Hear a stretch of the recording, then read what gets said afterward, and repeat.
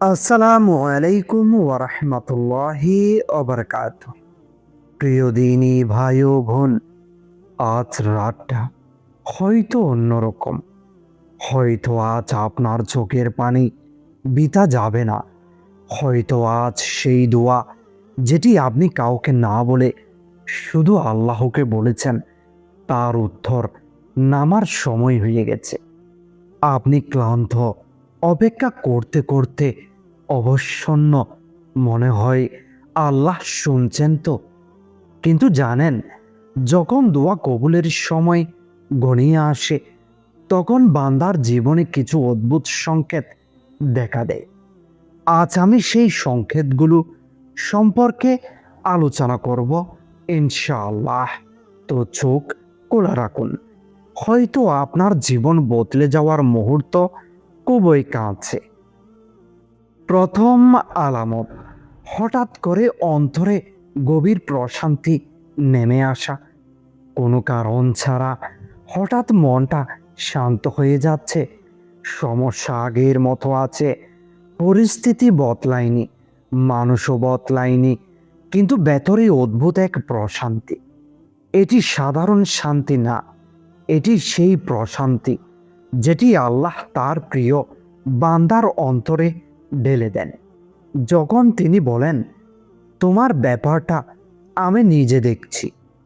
দোয়া কবুলের আগে আল্লাহ বান্দাকে মানসিক শক্তি দেন, কারণ যেই সুখ আসছে তার জন্য অন্তরকে প্রস্তুত করতে হয়। এক সময় ছিল, ছোট সমস্যাতেই আপনি ভেঙে পড়তেন, অল্প কথাতেই মন ভেঙে যেত। একটা দেরি, একটা ব্যর্থতা, একটা প্রত্যাখ্যান, সব কিছুই যেন পাহাড় মনে হতো।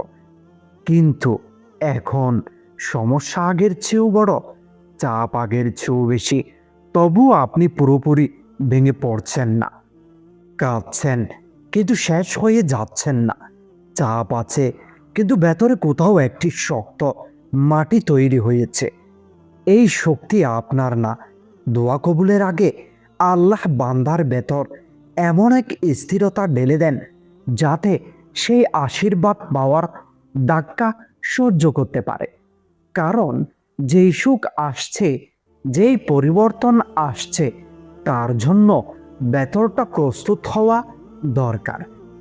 যদি দেখেন আপনি আগের মতো অস্থির নন, বরং অদ্ভুত এক ধৈর্য আপনার মধ্যে জন্ম নিচ্ছে, তাহলে বুঝবেন কিছু একটা আল্লাহর পক্ষ থেকে প্রস্তুত হচ্ছে।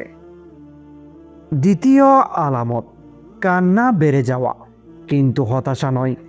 আপনি হয়তো লক্ষ্য করছেন সম্প্রতি আপনার কান্না বেড়েছে।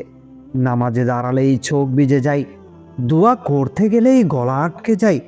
কিন্তু খেয়াল করুন, এই কান্না হতাশার না, এই কান্না ভাঙার না, এই কান্না গলানোর। যখন দোয়া কবুলের সময় আসে, আল্লাহ বান্দার অন্তরকে নরম করে দেন, কারণ নরম অন্তরেই রহমত নামে। আগে হয়তো দোয়া করতেন অভ্যাসবশত, কথাগুলো মুখে আসত কিন্তু হৃদয় ছুত না। কিন্তু এখন দোয়া করতে গেলে সময়ের হিসাব থাকে না, শব্দ আটকে যায়, গলা কেঁপে ওঠে। কিছু বলতে না পেরে শুধু কাঁদতে ইচ্ছে করে। মনে হয় এই মুহূর্তে আল্লাহ খুব কাছে আছেন। এই অনুভূতিটা খুবই গুরুত্বপূর্ণ। দোয়া কবুলের আগে আল্লাহ বান্দাকে এমন এক ঘনিষ্ঠতার স্বাদ দেন, যাতে বান্দা বুঝতে পারে তুমি একা না, আমি শুনছি। কখনো কখনো দোয়া কবুল হওয়ার আগে আল্লাহ বান্দাকে নিজের সান্নিধ্যের স্বাদ দেন, যা দুনিয়ার সব চাওয়ার চেয়েও বড়। যদি আপনার দোয়া এখন আর শুধু শব্দ না হয়ে হৃদয়ের আর্তনাদ হয়ে যায়, তাহলে এটাকে হালকা করে নেবেন না, এটি খুব বড় সংকেত। তৃতীয় আলামত, পুরনো দোয়া হঠাৎ মনে পড়া। যেই দোয়াটা আপনি বহুদিন আগে করেছিলেন, হয়তো ভুলেই গিয়েছিলেন, হঠাৎ সেটি আবার মনে পড়ছে। কেন? কারণ আল্লাহ কিছুই ভুলেন না। আপনি ভুলে গেছেন, কিন্তু তিনি লিখে রেখেছেন।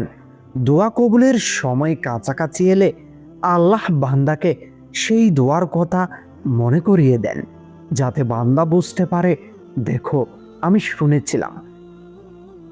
পরিস্থিতি একই, সমস্যাও একই, কোনো দৃশ্যমান পরিবর্তনও হয়নি, তবুও আপনার ভেতরে অকারণে মনে হচ্ছে কিছু একটি ভালো হতে যাচ্ছে।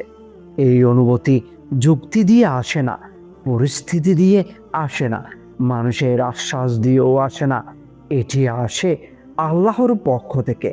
যখন দোয়া কবুলের সময় ঘনিয়ে আসে, আল্লাহ বান্দার হৃদয়ে এমন এক নীরব আশা ঢেলে দেন, যা অন্ধকারের মাঝেও আলো দেখতে শেখায়। আপনি হয়তো বাক্য করতে পারবেন না কেন এমন মনে হচ্ছে, কিন্তু মনেই হচ্ছে। এই মনে হওয়াটাই সংকেত। চতুর্থ আলামত, অদৃশ্যভাবে রাস্তা পরিষ্কার হতে থাকা। যেই কাজটা আটকে ছিল হঠাৎ সহজ হয়ে যাচ্ছে, যেই মানুষ বাধা দিচ্ছিল সেই নরম হয়ে যাচ্ছে, যেই দরজা বন্ধ ছিল তার ফাঁক দিয়ে আলো ঢুকছে। এগুলো কাকতালীয় নয়, এগুলো ব্যবস্থা। দোয়া কবুল হওয়া মানে শুধু কিছু পাওয়া না, দোয়া কবুল মানে পুরো পরিস্থিতি বদলে যাওয়া। একটা সময় ছিল কিছু স্মৃতি মনে পড়লেও বুক কেঁপে উঠত, কিছু নাম শুনলেই চোখ ভিজে যেত, কিছু ঘটনা ভাবলেই ঘুম হারাম হয়ে যেত।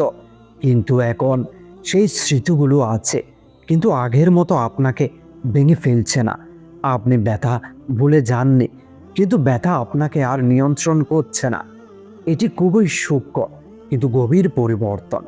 দোয়া কবুলের আগে আল্লাহ বান্দার অতীতের বোঝা হালকা করে দেন, কারণ নতুন কিছু পেতে হলে পুরনো বার নামাতে হয়। যদি দেখেন আগের মতো কষ্টগুলো আপনাকে গ্রাস করছে না, বরং আপনি ধীরে ধীরে মুক্ত হচ্ছেন, তাহলে বুঝবেন আপনার জন্য নতুন অধ্যায় লেখা শুরু হয়ে গেছে। পঞ্চম আলামত, গুনাহ থেকে দূরে সরে যাওয়ার ইচ্ছে। হঠাৎ আপনি বদলাতে চাইছেন, আগের মতো ভুল করতে ইচ্ছে করছে না, হারাম জিনিসগুলো ভারী লাগছে। এটি খুবই বড় সংকেত, কারণ আল্লাহ যখন কিছু দিতে চান তিনি আগে বান্দাকে পরিশুদ্ধ করেন। দোয়া কবুলের আগে অন্তর পরিষ্কার করা হয়। তওবার তীব্র অনুভূতি। আপনি হয়তো ভাবছেন, আমি এত গুনাহ করছি, আমার দোয়া কবুল হবে? এই ভাবনাটাই প্রমাণ আপনার অন্তর জেগে উঠেছে। যখন আল্লাহ ক্ষমা করতে চান তখন আগে তওবার তৃষ্ণা দেন, কারণ ক্ষমা আর কবুল একসাথে আসে। হঠাৎ আশার আলো জ্বলে ওঠা, সব কিছু অন্ধকার, তবুও ভেতরে আশা জেগে উঠেছে, কারণ আশা আল্লাহর পক্ষ থেকে আসে। দোয়া কবুলের আগে বান্দার হৃদয়ে এক অদ্ভুত বিশ্বাস ঢেলে দেওয়া হয়, কিন্তু একটি ভালো হতে যাচ্ছে। আজ যদি আপনি এই ভিডিও দেখেছেন, এটি হয়তো কাকতালীয় না, হয়তো আপনার বহু বছরের কান্না, রাতের একাকী সিজদা, চুপচাপ বলা দোয়া, আজ তার উত্তর নামার পথে।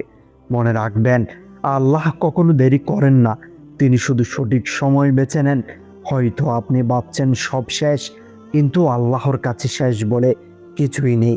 হয়তো আপনি ভেঙে পড়েছেন, কিন্তু আল্লাহ ভাঙা হৃদয় দিয়ে নতুন গল্প শুরু করেন।